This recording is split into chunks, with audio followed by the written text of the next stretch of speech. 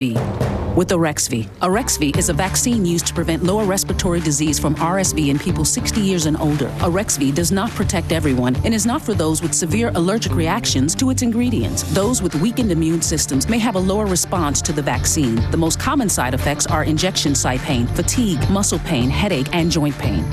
I chose Arexvy. RSV? Make it Arexvy. I am Bob Odenkirk. I'm Erin Odenkirk. And we are spilling the ET. Tomorrow on ET, a family exclusive with Bob and his daughter Erin. That's going to be really good. Now, before we go, fans of The Crown. Happening now. State lawmakers are back in Austin for a special session. At the top of the agenda, school choice. Coming up, why Oklahoma lawmakers say Texans should gear up for a fight. Another opportunity for some rain. I'll be back to talk about the timing and how much we could get, along with our next cold front. See you in a bit. Buying an electric vehicle can earn you some big tax credits, but even with that incentive, it can be complicated. Why it might be better to lease that new electric vehicle. The News at 5 starts right now. And first at 5, we begin with breaking news out of the city's south side. San Antonio fire crews responding there to a fire along Walhalla Avenue. That is near Loop 410 and Morrison Boulevard, and that is where we find Patty Santos. Patty, you just got an update. What can you tell us? What did you learn? Guys, we know that fire crews were able to pull a woman out of this home. You can see some of the broken windows here in this home where fire crews had to break in to try and put out that fire and make entry to see who was inside. When they initially got here, they say neighbors were really concerned about the couple that lived inside. So fire crews were really looking for two people that might have been inside the home. Now, because of that, they were able to find a woman inside the home. They tell us she was unconscious. She's an elderly woman who was taken to the hospital. Later, family arrived and confirmed to fire crews that there was no one else inside the home. But right now, we're still waiting to get an update on that woman's condition. We know firefighters tell us there were no smoke detectors inside the home. So right now, what they're doing is going door to door, making sure that all of the neighbors have smoke detectors, smoke alarms in their homes. We're going to continue to follow this story and bring you updates on that woman's condition if we can later on in the newscast. We'll send it back to you. All right, Patty, thank you. More than 900 people are dead in Israel after days of surprise attacks from Hamas terrorists in Gaza. At least 11 Americans included in that number, according to President Biden, and it is likely there are Americans currently being held hostage by Hamas terrorists as well. Israeli Prime Minister Benjamin Netanyahu warns their counteroffensive has just begun and promises to destroy the Hamas military and governing capabilities. And Hamas leaders have pledged to kill a hostage every time Israel attacks civilians in Gaza without warning. ABC's Ines de la Cutera reports on the war from Tel Aviv. Massive blasts rocking the Gaza Strip, with Israel Defense Forces continuing their barrage, huge plumes of black smoke filling the sky. Israeli officials saying in just a 3-hour span Monday, they struck 130 targets in the area, saying they will continue to fight Hamas terrorists as long as necessary for the sake of the residents of the state of Israel. They also plan to blockade Gaza, keeping fuel, food, and electricity out.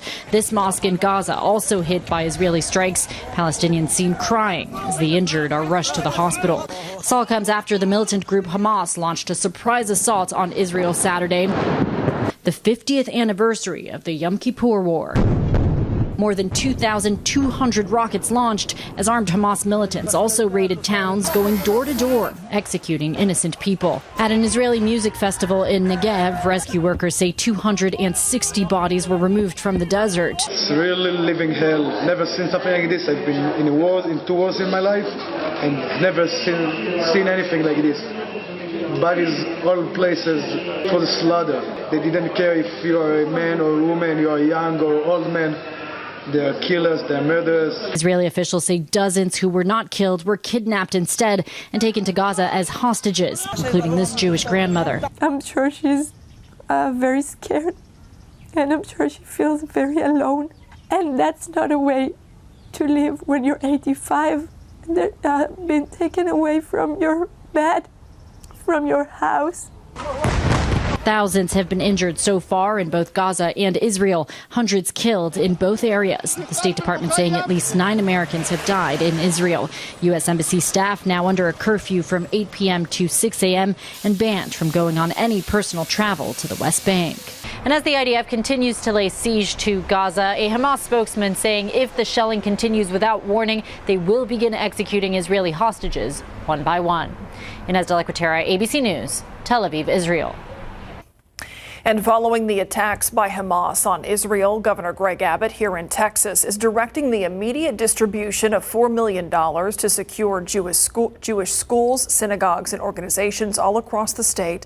The governor has also ordered all state agencies to stop buying products made or imported from the Gaza Strip and any products with Hamas ties. Back here at home, a fight over an empty lot on the west side believed to be the reason for a shooting this afternoon. It happened along El Paso Street in Chupadera. San Antonio police were called there just before noon. When they arrived there, they found a man who was shot in the leg laying in the street. Investigators say it happened during an argument with a man who lives next to that empty lot. They say the victim may be experiencing homelessness and is believed to be in and out of that empty property. He was taken to BAMC and is expected to survive. At last check, the suspect was being questioned along with other family members who lived with his house. San Antonio firefighters are trying to figure out how a fire sparked inside of a local bar. Take a look at what's left of the Morales Ice House on Frio City Road. It was around 6 o'clock this morning when firefighters had to force their way in because the doors were locked. They believe the fire started somewhere near the bar, but they aren't sure what caused it. One thing they're ruling out, a crash at that business just a few hours before all of this, where someone ran into some picnic tables. Minor damage to the building, but I don't think that had anything to do with the fire that happened. Okay. The San Antonio Fire Department says the fire caused a lot of smoke damage. State lawmakers back in Austin today to try and pass a school voucher program yet again. It is one of the 4 priorities that Governor Abbott outlined for this special session. Several Republican-led states have already passed a version of school choice, including one just across the Red River. Oklahoma's elected leaders tell our Daniela Ibarra Texas should expect a fight to get it passed. There's an easy way to get it done, and there's a hard way. That's what Governor Greg Abbott says about his determination to get school choice passed in Texas. The program would give parents the choice to use taxpayer money to pay for their child's private education. It's a battle Oklahoma State Representative John Waldron has already fought. There was a lot of political bloodletting in the Oklahoma legislature as leadership pushed hard to get this through. He's one of the handful of Oklahoma lawmakers who opposed the state's version of school vouchers, which comes in the form of a $7,500 tax credit per student. Most of the people receiving this tax credit have already enrolled their kids in private schools. They're going to tend to be more affluent than the average Oklahoman, and they were already quite capable of paying private school tuition. Michigan State University professor Dr. Josh Cowan has studied school vouchers for nearly 2 decades. He says besides Oklahoma's tax credit, Texas's school voucher proposal is pretty similar. It has the same mathematical effect on state budgets as a direct voucher program. Texas's bill is much more in line with the other states, sort of a classic voucher program with some additional add-ons. Texas's proposal would create education savings accounts for parents managed by the state. Oklahoma State Superintendent Ryan Walters believes school choice gives parents power. You've got to put parents in charge of their kids' education. Taxpayer dollars should follow taxpayers' children. Walters says he's spoken with some of Texas's top Republican leaders about how to get it passed. With the conservative Republican legislature there's no reason that these bills shouldn't get across the finish line. As the debate over school choice begins again in Austin, the Oklahoma politicians have this message for Texans. You have got to make sure that you're protecting parents' rights, parents' freedom to choose a school of their choice. Go out and let your legislature know. You know best for your kids. Buckle up, folks. It's about to get nasty. Governor Abbott says if school choice doesn't get past this special session, then there'll be another one. If that doesn't work, then he says it'll go to the voters. In San Antonio, Daniela Ibarra, KSAT 12 News. Sticking with state politics, Attorney General Ken Paxton says he's taking the group of state representatives who tried to impeach him to court. Paxton says those 12 impeachment managers broke a new state law last week when court documents containing his address and phone number were released. Now he says he's going to file criminal complaints against those lawmakers in the counties they represent. Meanwhile, House Attorney Rusty Hardin says much of Paxton's personal information is already out there due to public records and called the release of those details last week a, quote, repeat of public information. If you plan to vote in the November 7th state election, the deadline to register is tomorrow. There are 14 state constitutional amendments on the ballots that voters can approve or deny. Some deal with creating or altering funds to support higher education research and water and broadband infrastructure. Others address taxes, including raising the homestead exemption and creating tax exemptions for medical equipment and child care facilities. You can check your registration status and read more about these proposals on our website or using the KSAT app. And if you want to weigh in, of course, the deadline again to register to vote tomorrow is tomorrow, October 10th. Early voting begins October 23rd, Election Day, November 7th. Deadline's tomorrow. That's the point. That's right. Deadline to vote is tomorrow. Okay, deadline to register. Let's take a look. I-10 at Huebner. This is a pretty gray, gloomy shot there, but I know that's not the weather's fault. This is a look at just slow-going traffic. You can see really it's the access road that is the stalled area at this point, but even those merging onto I-10 not getting there quickly, so something to keep in mind. I-10 at Huebner. And you wouldn't know by that camera shot, but it is very sunny out there right now and actually comfortable. Pleasant temperatures with low humidity. 81 in Schertz at the moment. Eagle Pass, 83 degrees. Panna Maria, 82. Only 80 in Bernie. And over the weekend, we had high temperatures in the upper 70s. So this is just a touch warmer, but doesn't feel all that difference. Changes are happening tonight, though. Increasing clouds, turning cloudy overnight. Southeasterly wind, increasing the humidity. You'll notice the mugginess first thing in the morning tomorrow. And not only that, we've got a good shot at some rain. We'll talk about how much rain and how long it's going to last, along with our next cold front later this week. Myra. All right. Thank you, Adam. We'll see you in a bit. Of course, starting to finally feel like fall outside in San Antonio. And with this nicer, cooler weather, sometimes comes some not so nice viruses that are spreading faster during these cooler months. But there are some things you can do to help prevent infection. That starts with practicing healthy habits like making sure you get enough sleep, eating healthy and exercising. There's also vaccines to prevent against 3 major respiratory illnesses that are out there: flu, RSV, and COVID. These are effective for helping prevent severe threatening infection of these viruses. So consider that.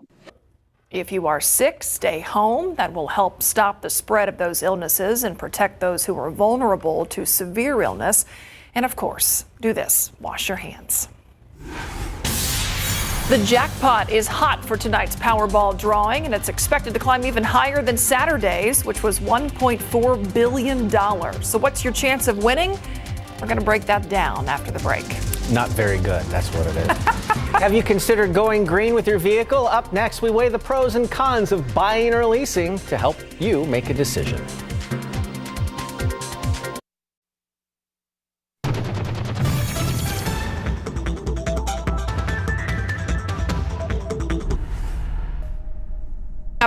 Coming up tonight at 6 o'clock, diabetics almost always get insulin by injection or pump, but now there's a new option: inhalable insulin. It's available for adults, and a study right now in San Antonio could make it available for kids. At 6, how you can get your child enrolled in that. All right, have you noticed more and more electric cars out there on the road? Well, that may be because of some big cash incentives, but cashing in on those incentives can be tricky if you're buying. As 12 on your sides, Marilyn Moritz reports leasing an EV might be the better way to go right now. Want to buy an EV? How does $7,500 and a tax credit sound? There are a few rules. The vehicle has to be assembled in North America. Its battery parts and minerals must meet requirements, and the car has to cost under a certain amount, and your income can't be over another amount. it's complicated. It's going to get a little easier next year as dealerships are going to be able to process the credit and give the credit at the point of sale, which makes it simpler. But it is really, really complex right now. But if you want to drive an EV now, leasing is an option. The long and short of it is that all those rules go out the window if you lease a vehicle. No matter where the car was made, how much it cost, you can get that full $7,500 off the total price of the vehicle. And then the leasing company processes that credit up front, which lowers your monthly payments. The usual leasing rules apply. Along with the down payment, you make monthly payments for a set number of months and number of miles. At the end, you return the car. Those rules may deter some car buyers, but with an EV, they may work to your advantage. Electric vehicle technology is changing really, really rapidly. There are new cars coming in the market. Range is getting longer for battery-powered vehicles. So the car that you buy today might end up being outdated in a few years, and leasing can help you avoid getting stuck with yesterday's technology. And as automakers continue to lower the price of electric vehicles, you won't take the hit if your leased car is suddenly worth less. And don't forget, you can negotiate a lease. Marilyn Moritz, KSAT 12 News. Have you bought your Powerball tickets yet? The clock is ticking until the next big drawing. It is tonight. No one claimed Saturday night's jackpot for $1.4 billion. Tonight's jackpot is estimated to be as much as $1.555 billion. If you plan on playing, your chances of winning, Tim said they're pretty slim. Well, here they are. 1 in 292.2 million. But if you're part of the pool here, it's apparently 68 and 292 million. So good luck to those folks who are playing. Thank you, Chris, for Tim. organizing all of that. Tim, have you ever bought a ticket? A few times, but I regret it every time. I know. I was going to say, he said that with such regret. I looked at his eyes and he squinted. Okay, fine, I'll be honest. Yes, I was. We do have some changing weather to talk about. Tomorrow's going to look and feel very different than what we had today. We have another cold front on the way. Rising humidity tonight, turning damp tomorrow. I think that's the best way to put it because we'll see rain, but I don't think we'll get a whole lot of it. It's going to be in a little bit of a different form, mainly drizzle and light showers. And then a Friday cold front headed our way. We're getting into a pattern where it looks like a weekly front may just be lining up. Take a look at our temperature trend this week. Today we topped out at 82. Tomorrow we'll be down to 73 for the high temperature, but with noticeable humidity back in the air. We bounce back to 80 on Wednesday, near 90 on Thursday, only to have those temperatures fall off again thereafter. And by Saturday, with sunshine for the solar eclipse, 75 degrees and low humidity. Clouds are off to our south and west right now, and they're slowly building in. You can see that with our time lapse here on our I-10 and 410 camera. Visible satellite shows those high and mid clouds coming in from the west, and they'll continue to increase. And it's not just that you'll notice more clouds throughout the night. It's that these are going to get thicker and then get lower to the ground. We'll have an influx of Gulf moisture here at the ground, along with this Pacific moisture up above us. So our air is going to be pretty saturated tomorrow, and that's going to lead to the overall dampness, the damp day developing. Here's our future cast. And one thing I want to point out is I'm not expecting a whole lot in terms of the heavy rain or downpours. That's not going to be it. It's mainly going to be light with a few pockets of moderate embedded showers. But you see in the morning commute, cloudy, a few light showers here and there. We get to the lunch hour.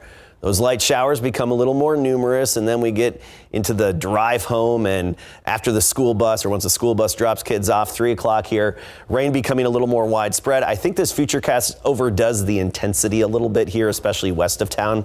Mostly it's going to be fairly light in nature and intermittent with up to an inch for some of us around here. Could be some locally higher amounts, but I think generally speaking up to half an inch. So not as much as our previous rain event, but better than nothing. This is just a prolonged, very light, drawn out period of time of dampness. 60% tomorrow, 30% on Wednesday. Let's talk temperatures. 81 right now, dew point of 55. That changes. We become humid tonight and through the day tomorrow. Humid through Thursday. Then Friday, that cold front hits, sweeping away the humidity. 68 in the morning tomorrow, 75 by the afternoon. Notice those rain chances climbing up to 60% after the noon hour.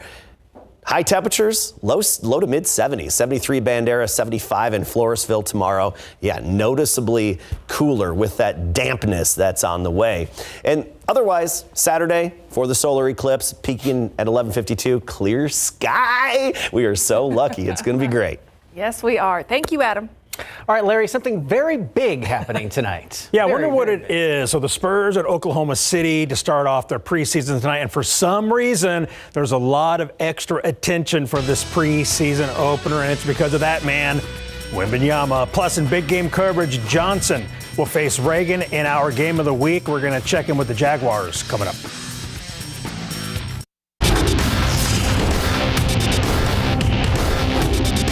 Yeah, of course. I mean, even today, a preseason game on NBA TV. Like, what? That doesn't even make sense, right? Wemby is already changing the Spurs TV schedule in a good way on game day. It is preseason game day for the San Antonio Spurs, who are up at Oklahoma City tonight to face the Thunder. Now, tonight will also mark the preseason debut of rookie Victor Wembanyama, and the fans, well, they are excited. After months of facing each other during the offseason and after going up and down the court in training camp for the last week, the Spurs are happy to face another squad. Man, I'm tired of playing against Zach Ass. I'm tired of playing. Nah, it's going to be fun, though. All of us, I mean, besides Jeremy and KJ being able to play out here, just to kind of see where we're at, see what we need to work on, what we need to focus on. So, I mean, it's going to be a good test. It's always fun to be able to play out here. We play OKC all the time, so it's going to be fun playing against them. Spurs and Thunder will play ball tonight at 7 at the Paycom Center. We'll have highlights on the Night Beat. We stopped by Johnson High School this morning to talk with the Johnson Jaguars ahead of their massive showdown with the Reagan Rattlers Friday night. It's the big game and big game coverage this week. Johnson is 6-0 overall and 4-0 in District 28-6A. Reagan is also 6-0 this season and 4-0 in District 28-6A. Johnson is ranked number 3 in 12's top 12. Reagan is number 2. Quarterback Ty Hawkins for Johnson says he is ready for the task at hand. Yes, sir. This is our first goal, our short-term goal. To be able to play for a district championship, and we earned that opportunity, and we're just gonna have to try and make the best of it and get the job done. Reagan's always good. They always have been. We've been good. We always have been. It's always a good game. So hopefully it's a good game this coming week.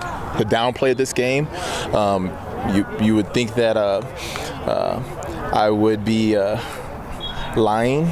However, it is another week, another opportunity. Our guys have done a phenomenal job throughout the course of the season to set themselves up for a district championship and going against Reagan on Friday night, so it's going to be fun. Johnson versus Reagan at Heroes Stadium Friday night, 7:30 is our game of the week. Now we will hear from the Reagan Rattlers coming up tonight at 6. All right. Thank you, Larry. Yeah. You got it? Sorry, I thought it was the weekend. We were. I know. Way. I'm a little off too. You're confusing me right now. It's Monday. It's Monday. Okay. It's Monday all day. We'll be right back. All day.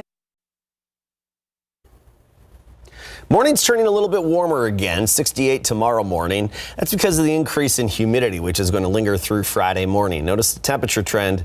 Only low to mid 70s tomorrow because of the light rain, drizzle, and dampness that's going to settle in. We do clear out again toward the end of the week with another cold front Friday. It's going to set the stage for what looks like ideal viewing for the solar eclipse Saturday. Oh, that is awesome. Thanks, Adam. And thanks for watching. World News is next. See you back there at 6.